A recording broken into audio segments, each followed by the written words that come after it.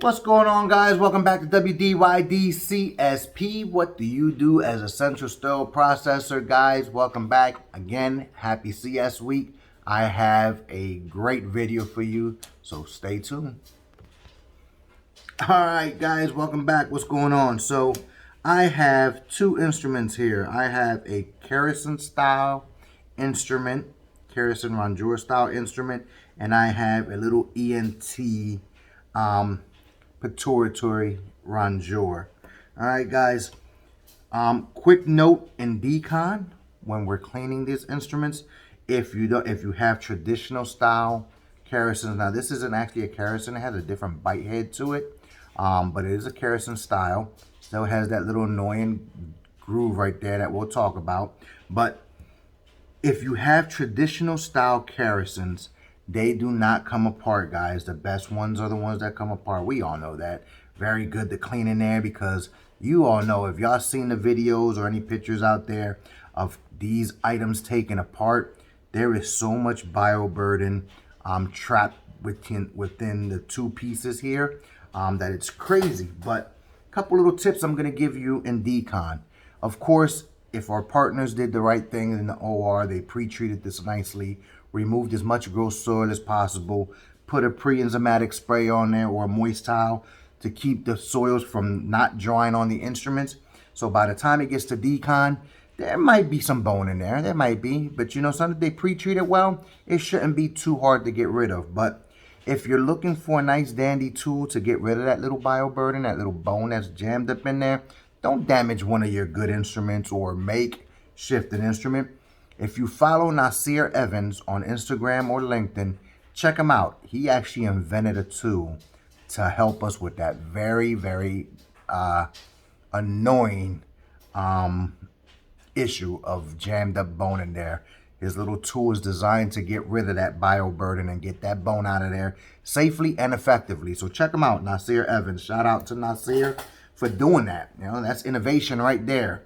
But guys, trick and tip and decon, no trick and tip. It's really basic cleaning. Guys, you want to rinse this instrument off with cool water.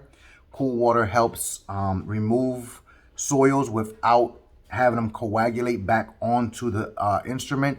So if you use hot water, you can actually bake the soil on there. So cool water removes the pre-enzymatic, okay, so that you're not mixing chemicals in the wash sink, and it removes the bioburden from the instrument itself. So you're going to pick that little bone out of there if you have it in there. If it's not, you're lucky. All right, but what you want to do also while you're rinsing is manipulate the instrument. See that little gap that forms right there? You want to make sure that you spray along that gap, because that's where a lot of that bioburden is that we can't get to. Spray in there real aggressively, real good. Get whatever the IFU says, a minute, 2-minute rinse. Then we're going to soak. All right, guys, the soaking phase of cleaning is designed to loosen up the soil so that when we apply the friction, the soil comes off very easily. Okay, soaking is not cleaning. Soaking is soaking.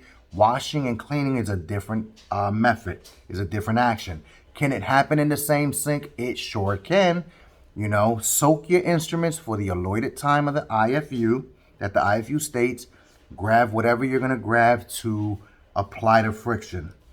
Toothbrush style brush, a sponge, a non-lensing towel. Get all the surface under the surface of the water. Get in there. You may need to manipulate it if the IFU tells you to manipulate it while soaking. All right. But again, important, create that little gap right there. See that little gap I'm talking about? Do y'all see what I'm talking about? No gap. There's a gap right there. Create that gap and grab that brush and get in there. Okay. Try not to break the bristles off in there. All right. Get in that gap really, really good. Don't forget to hit all the surfaces of the instrument. Right. Okay. Another little tip is don't forget that little back reservoir right there. That little channel right there. Yeah, there'd be some nasty stuff in there too. So get in there really good. Scrub it down. Get all the soil off of that. And then once you get out of there, you're going to do your final rinse. Your final rinse with treated water. You're going to do the same thing. A really good rinse. And of course, manipulate it till you get that gap. And you're going to get all that out of there. If it goes into the ultrasonic, place it in the ultrasonic. and the washer, when it comes out in the prep and pack side, inspection points is look for that little bone, okay? Working end, look for any rust or any staining along that gap or along the two unions. That gap, that staining or rusting is an indication that there may be bioburden in there corroding the instrument. All right. You're looking at the screws to make sure that they're flat, the springs that they're not cracked. Those are common crack points right there. All right, you're inspecting the instrument all the way through. There's another screw right there. You're making sure that screw that doesn't back up right there. And then hear that little squeak? You may have to apply some instrument lube on there. Follow the instructions again, IFUs. I brought this little guy out because it's the same principle, but what many people don't know is that this instrument actually comes apart. All right, if you look at an instrument like so, and it has this little hinge right here, guys, this little piece, okay, you want to actually open that little piece up, right?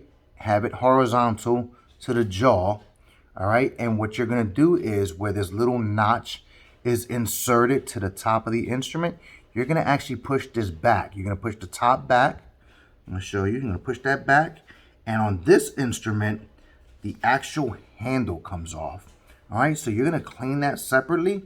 But what it allows to do, some instruments, the whole top slide part actually comes off because there's a little joint there, and it actually pivots up and down to allow you to clean in between the two halves, the two sliding portions. This one here won't allow you for it to come off completely, but it will allow a significant gap there, a nice gap. You don't want to force that because you're going to break it, but you want to give it just enough oomph to get that little gap in there, to get your brush and brush in between there real good and get a good spray in there. And it allows you to open that groove, that jaw up exponentially large to get in that little groove right there for any bioburden or any tissue that's jammed up in there. You're going to clean this really good. You're going to soak it for the allotted time, brush it really good, rinse it, and over in the prep and pack side or even in decon, I actually suggest that this gets reassembled in the decontamination area. All right, over in decon, you're going to go ahead and place your handle back on. It is very simple to put back on. You're going to slide the little joint in there. Okay, right when you get to the little head there, you're going to slide it back in and slide that piece back. Over in the prep and pack area, you want to go ahead and you want to inspect your instrument again. You want to go ahead and open that up yourself, okay, over in prep and pack. That's right, we're going to take it apart again over in prep and pack area because we don't want to mix up the instruments. We don't want to mix up handles with any different one. It's already we already have a hard job, but if an instrument can be disassembled, it should be, right? We're going to take the handle off. We're going to inspect it for any damages. You know, make sure that those pins are good on there, no bioburden. We're going to look in that little gap right there. We're going to go ahead and reassemble our instrument. Make sure that that little circle part fits in the notch. Slide that handle back. Test the instrument for function. And there you go, guys.